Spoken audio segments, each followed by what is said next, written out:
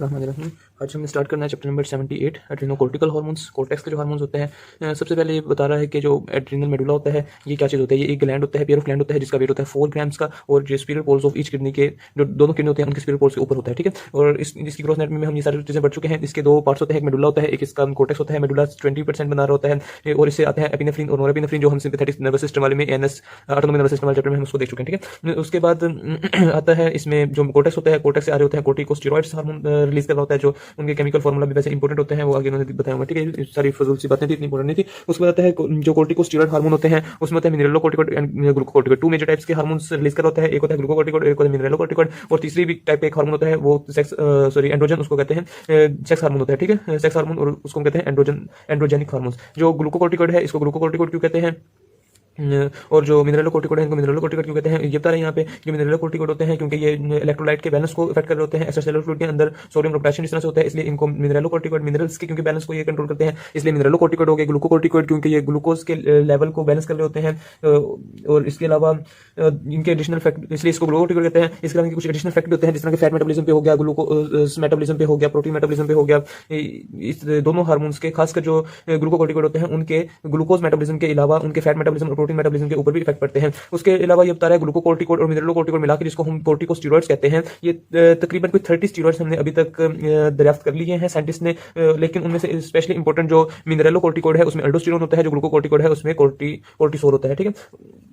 जो main 2 major types के hormone है, इसमें हम मेनली ग्लूकोकोर्टिकॉइड और मिनरलोकोर्टिकॉइड्स ही डिस्कस करेंगे, यानी कि अल्डोस्टेरोन एंड कोर्टिसोल ही हम डिस्कस करेंगे। एंड्रोजन को हम बहुत कम डिस्कस करेंगे इस चैप्टर में। उसके बाद है synthesis and secretion of adrenocortical hormone. हम एड्रिनल जो कोर्टेक्स होती है इसकी हुआ करती है 3 हिस्टोलॉजी में हम पढ़ते हैं, zona glomerulosa, zona fasciculata and zona reticularis, ठीक है। जो जोना ग्लोमेरुलोसा होते हैं ये 15% ऑफ द कोर्टेक्स बनाती है, सबसे बाहर वाली लेयर होती है, ठीक है। और इसमें जो सेल होते हैं उसके पास एक हार्मोन, उसके पास एक एंजाइम होता है, उसको हम कहते हैं अल्डोस्टेरोन सिंथेज। अल्डोस्टेरोन सिंथेज ये जो है हार्मोन ये अल्डोस्टेरोन बनाएगा, क्योंकि अल्डोस्टेरोन सिंथेज इसका नाम है, ठीक है।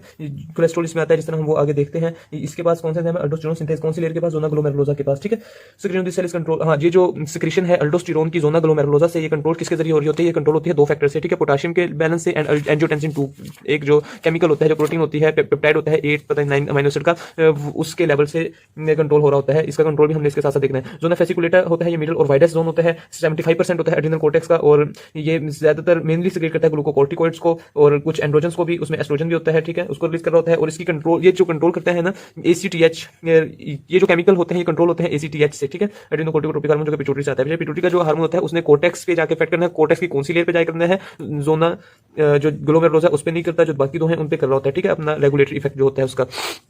उसके बाद है जोना रेटिकुलरिस ये होता है स्मॉलेस्ट जोन, इनर जोन होता है, ठीक है। और ये 2 चीजें रिलीज कर रहा होता है, एक होता है डिहाइड्रो एपी एंडोस्टेरोन एंड एंड्रोस्टेरोन, ठीक है, डिहाइड्रो एपी एंड्रोस्टेरोन, और दूसरा होता है एंड्रोस्टीन डायोन, ठीक है, एंड्रोस्टीन डायोन एंड डिहाइड्रो एपी एंड्रोस्टेरोन, और कुछ ये स्मॉल अमाउंट में एस्ट्रोजन, ठीक है। 3 चीजें ये रिलीज कर रहा होता है रेटिकुलरिस, और कुछ बल्कि 4 चीजें कर रहा होता है, ग्लूकोकोर्टिकॉइड्स और इसी तरह डिहाइड्रो एपी एंडोस्टेरोन एंड एंड्रोस्टीन डायोन, ठीक है, और ग्लूकोकोर्टिकॉइड एंड एस्ट्रोजन, ये 4 चीजें टोटल ये रिलीज कर रहा होता है। और जो चीज इनको रेगुलेट कर रही होती है वो होते हैं कैश, ठीक है, कोर्टिकल एंड्रोजन स्टिमुलेटिंग हार्मोन, ठीक है, जो कि पिट्यूटरी से आता है। वो इस जो लेयर है इसकी कोर्टेक्स की, उस पे ये वाला हार्मोन आके अपना फैक्टर डाल रहा होता है, रेगुलेटरी फैक्टर जो होता है, रेगुलेटरी इफेक्ट जो होता है, ऐसे करना चाहिए। जो अल्डोस्टेरोन की जो बाहर वाली लेयर है वो रिलीज करती है अल्डोस्टेरोन को, जोना ग्लोमेरुलोसा कहते हैं उसको, और वो किससे हो रही थी रेगुलेशन उसकी, पोटेशियम एंड एंजियोटेंसिन 2 से। अब यही बता रहा है कि जो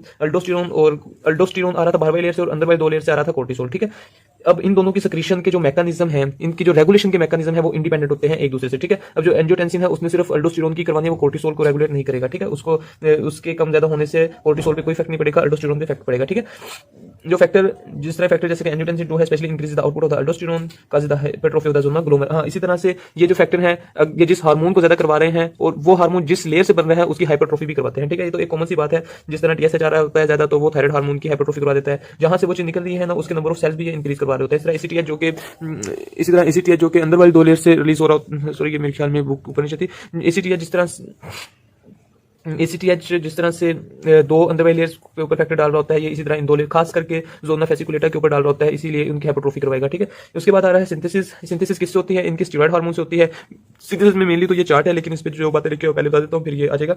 जो सिंथेसिस में adrenocortical hormones derived from the steroid होता है। स्टीरॉयड हमेशा ड्राइव होता है कोलेस्ट्रॉल से। ये हमने फर्स्ट ईयर में इसका स्ट्रक्चर देखा था। वैसे ये ऐसा होता है, ये 3 पायरोल रिंग फिनोल्फथालीन एंड साथ एक 5 रिंग कार्बन, इसका पता नहीं क्या नाम था, अभी याद नहीं आ रहा है।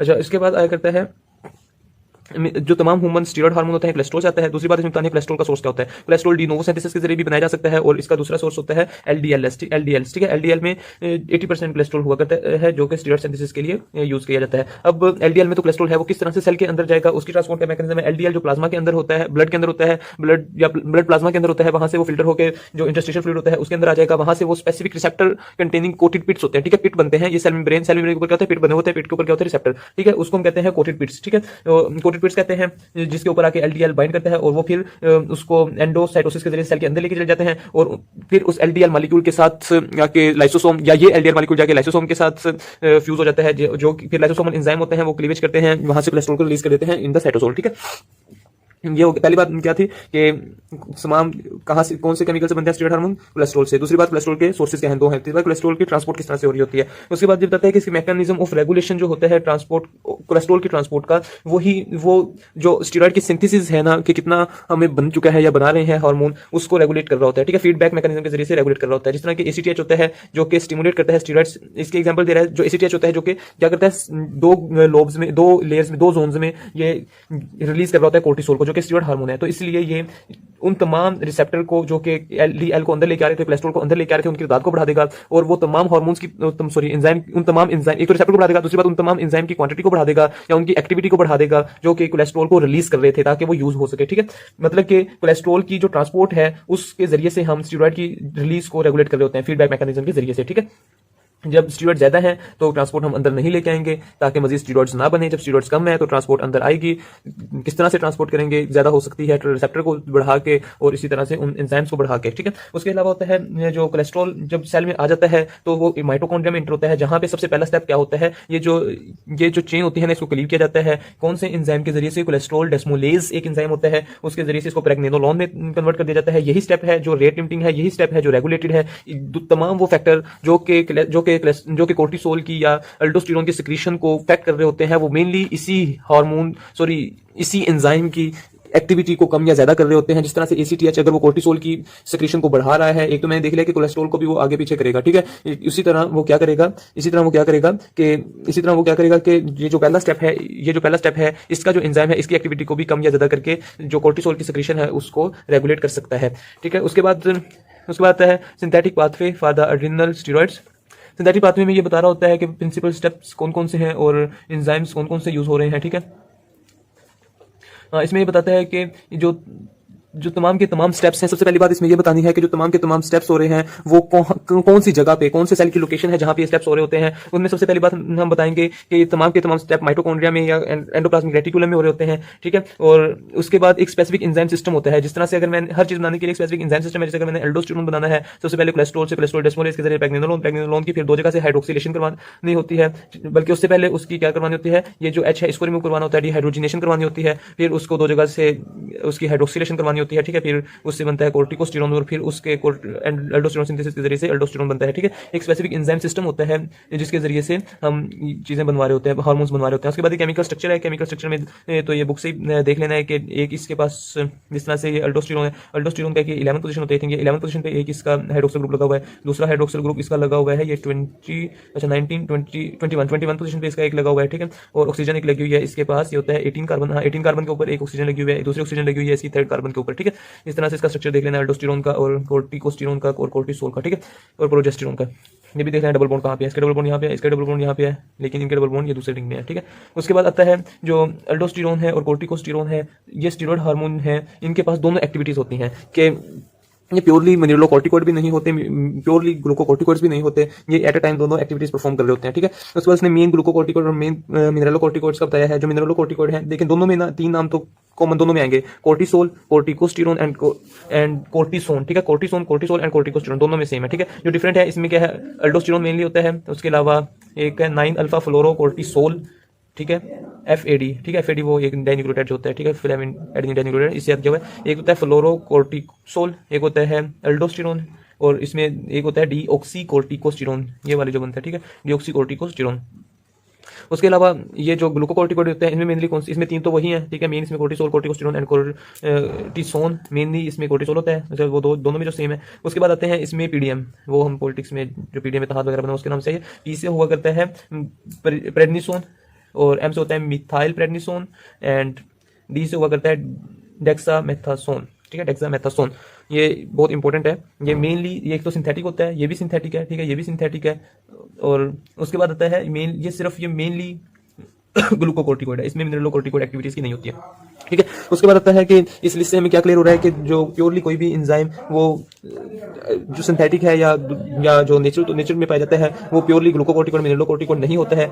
जिस तरह से इसमें एग्जांपल दिया कोर्टिसोल है, जिस तरह से कोर्टिसोल की एक तो एक तो हमने पता है कि उसकी ग्लूकोकॉर्टिकॉइड एक्टिविटी है, उसके अलावा मिनरलोकॉर्टिकॉइड एक्टिविटी भी उसकी होती है, ठीक है। जब इसकी एब्नॉर्मल सिक्रेशन होती है, सिंड्रोम्स होते हैं, तो उसकी मिनरलोकॉर्टिकॉइड एक्टिविटी जो होती है वो सिग्निफिकेंट इफेक्ट काज कर रही होती है along with glucocorticoid activity, glucocorticoid effect के साथ साथ, ठीक है। उसके अलावा जो इंटेंस ग्लूकोकॉर्टिकॉइड एक्टिविटी होती है डेक्सामेथासोन की, ये हम इसको हम यूज करते हैं जब हमारे पास ग्लूकोकॉर्टिकॉइड की डेफिशिएंसी हो रही होती है उसमें, और जिसकी वजह से, और इसके अलावा इसको हम ACTH independent and ACTH dependent syndrome को डिफरेंशिएट करने के लिए भी यूज कर रहे होते हैं, ठीक है। उसके बाद आता है इनकी ये जो हार्मोन्स हैं ग्लूकोकॉर्टिकॉइड्स, ये प्लाज्मा प्रोटीन, ये ब्लड में या प्लाज्मा में किस तरह से पाए जाते हैं, ये प्लाज्मा प्रोटीन के साथ बॉन्ड करके उसमें मौजूद होते हैं। जिस तरह से सबसे पहले वो कोर्टिसोल की बात बता रहा है, कोर्टिसोल में 90 to 95% जो होता है ये प्लाज्मा प्रोटीन, 2 प्लाज्मा प्रोटीन है। कौन सी, एक तो cortisol binding protein, sorry globulin, एक उसको हम कहते हैं कोर्टिसोल बाइंडिंग ग्लोब्यूलिन, या दूसरा नाम उसका है ट्रांसप्रोटीन, और दूसरा होता है लेसर एक्सटेंट में ये एल्ब्यूमिन के साथ भी बॉन्ड होता है, ठीक है। 90 to 95% of cortisol is found in bound form with the transcortin and albumin, ठीक है। उसके बाद है जो हाई डिग्री ऑफ बाइंडिंग होता है ना प्लाज्मा प्रोटीन के साथ कोर्टिसोल की, वो इसका जो हाफ लाइफ होती है ब्लड के अंदर वो इसको बढ़ा देती है, ठीक है। वो इसकी हाफ लाइफ 40 मिनट 90 मिनट, ठीक है, 90 मिनट तक वो इसको इंक्रीज कर देती है, ठीक है। उसके बाद आता है कि उसके बाद ये कोर्टिसोल हो गया, कोर्टिसोल के बाद अल्डोस्टेरोन 60% सिर्फ बाइंड कर होता है प्लाज्मा प्रोटीन के साथ, और 40% फ्री फॉर्म में होता है, ठीक है। इसका इसीलिए हाफ लाइफ क्या होता है, शॉर्ट होता है, जो 20 मिनट्स का होता है, वो लार्ज क्वांटिटी में बाइंड करता है, इसलिए हाफ लाइफ 90 मिनट्स का होता है। ये लेस क्वांटिटी में 60%, उसका 90% बाइंड, ये 60% बाइंड करता है, इसलिए हाफ लाइफ 20 मिनट्स है, उसका 90 मिनट्स है, ठीक है। और इसके अलावा ये जो हार्मोन्स होते हैं, ये एक्स्ट्रासेलुलर फ्लूइड में, जब एक्स्ट्रासेलुलर फ्लूइड में, ये तो मतलब जब ये एक्स्ट्रासेलुलर फ्लूइड में आते हैं तो ये फ्री फॉर्म में ही ट्रांसपोर्ट होते हैं, ठीक है। उसके बाद आता है कि ये तो ब्लड में ट्रांसपोर्ट थी ना प्लाज्मा प्रोटीन के साथ, एक्स्ट्रासेलुलर फ्लूइड में तो इतनी प्रोटीन नहीं होती है ना, वहां पे तो फ्री फॉर्म में ही, बल्कि दोनों फॉर्म में ये उसमें ट्रांसपोर्ट होता है। फ्री में भी उसमें प्रोटीन होती है कुछ, ठीक है, फ्री फॉर्म में भी और बाउंड फॉर्म में भी ट्रांसपोर्ट होता है। उसके बाद आ जाएगा एड्रीनोकोर्टिकल हार्मोन्स आर ये रह गया पहला। हाँ, इसमें है कि जो अल्डोस्टेरोन होते हैं जब ये प्लाज्मा प्रोटीन के साथ बाइंड करते हैं तो इसका फायदा क्या होता है, इंपॉर्टेंस इसकी होती है, दो बातें इंपॉर्टेंस में, तो ये रेजरवाइट बन जाता है, ठीक है, और to lessen rapid fluctuation in the, यहाँ ये जो रैपिड फ्लक्चुएशन होती है ना उसको मतलब फ्री हार्मोन की जो होंगी, जब कम होगा तो बहुत जल्दी कम हो जाएगा, जब ज्यादा होगा बहुत जल्दी ज्यादा हो जाएगा। ये जो फ्लक्चुएशन होती है ना, फ्लक्चुएशन को रोकने के लिए एक तो मददगार साबित हुआ है ये प्लाज्मा प्रोटीन सेल बाइंडिंग, और दूसरा इसका होता है कि यूनिफॉर्म डिस्ट्रीब्यूशन हो जाती है। ये नहीं होता है कि थोड़ा सा यहाँ पे है फिर मतलब इतनी देर में ये रिलीज नहीं होता जितनी देर में अगले टिश्यू पे पहुंच चुका होता है, क्योंकि कैरियर के तौर पर इस्तेमाल कर रही होती है ना, और इसलिए यूनिफॉर्म डिस्ट्रीब्यूशन एंड रिजर्वायर के तौर पर यूज करती हैं, इस्तेमाल होती है ये प्लाज्मा प्रोटीन, ठीक है। उसके बाद है adrenocortical hormones are metabolised in the liver, इसकी एक्सक्रीशन कैसे होती है, डिग्रेडेशन कैसे होती है, वो हम देख लेते हैं, ठीक है। जो एड्रीनोकोर्टिकल हार्मोन्स होते हैं ये लिवर में मेटाबोलाइज होते हैं, और डिग्रेड दो इसकी जो एंड प्रोडक्ट्स में 2 चीज होते हैं, ठीक है। एक तो ग्लूकोयूरोनिक एसिड बनता है और दूसरा सल्फेट बनता है। इन सब्सटेंसेस के फीचर क्या है, ये इनएक्टिव होती हैं and do not have mineralocorticoid और ग्लूकोकॉर्टिकॉइड एक्टिविटीज, ठीक है। जो 25% जो इन दोनों ये जो सब्सटेंसेस बनी थी, इनका जो 25% होती हैं ये एक्सक्रीट होती हैं बाइल के जरिए से फीसिस में, और बाकी की जो रह जाती हैं 75% वो प्लाज्मा में जाती हैं, प्लाज्मा में डाइल्यूट हो जाती हैं, उसमें सॉल्युबल हो जाती हैं और फिर किडनी उनको निकाल देता है। किडनी में फिल्ट्रेशन होती है और फिर किडनी के जरिए से वो यूरिन में पास आउट हो जाती हैं। उसके बाद होता है वो डिजीज जो लीवर को अफेक्ट कर रही होती हैं, उससे कंजुगेशन नहीं होगी ग्लूकोकॉर्टिकोइड और मिनरलोकॉर्टिकोइड की, इस वजह से उसकी एक्सक्रीशन इसी तरह से नहीं हो सकेगी, मेटाबॉलिज्म उसका अफेक्ट होगा। अगर किडनी खराब है, किडनी से उसकी एक्सक्रीशन नहीं हो रही है, तब भी प्रॉब्लम क्रिएट होगा। ठीक है, उसके बाद आता है इनकी कंसंट्रेशन कितनी होती है। जो अल्डोस्टेरोन होता है इसकी कंसंट्रेशन ब्लड में होती है 6 नैनोग्राम। 6 नैनोग्राम का मतलब है 0.006 मिलीग्राम। अभी ये देखिएगा, ठीक है, ये मिलीग्राम कितना है, 0.006 मिलीग्राम है। और वो कितना, और ये जो सॉरी ये देखें, ये ब्लड में पर 100 ml कितना है, 0.006 मिलीग्राम। और ये टोटल सारे दिन में रिलीज हो रहा होता है, एक दिन में ये 150 माइक्रोग्राम रिलीज होता है। ठीक है, एल्डोस्टेरोन।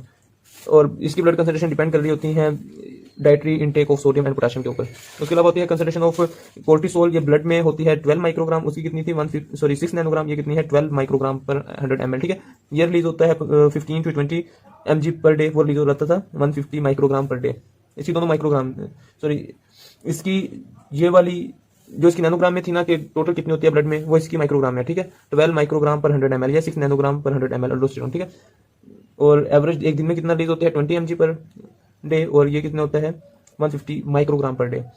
ठीक है, उसके बाद जो ब्लड कंसंट्रेशन और secretion of cortisol fluctuate through out the day, ये बात बहुत इंपॉर्टेंट है कि कोर्टिसोल की दिन में ये सुबह को ज्यादा होता है, और जैसे ही शाम आती है या शाम की तरफ इंसान बढ़ता है, जैसे दिन गुजरता है तो इसकी सिक्रेशन कम होना शुरू हो जाती है। ये हार्ट अटैक में इसका ये एक रोल होता है। सुबह को इसलिए हार्ट अटैक लोगों को होते हैं क्योंकि कोर्टिसोल उस टाइम ज्यादा होता है। ये डिप्रेशन में रिलीज होने वाला हार्मोन है, स्ट्रेस में रिलीज होने वाला हार्मोन है, और वो दिल स्ट्रेस को इतना कंपनसेट, मतलब इसमें हार्ट बीट वगैरह तेज करना होता है ना, तो जिसकी वजह से हार्ट अटैक हो जाता होता है।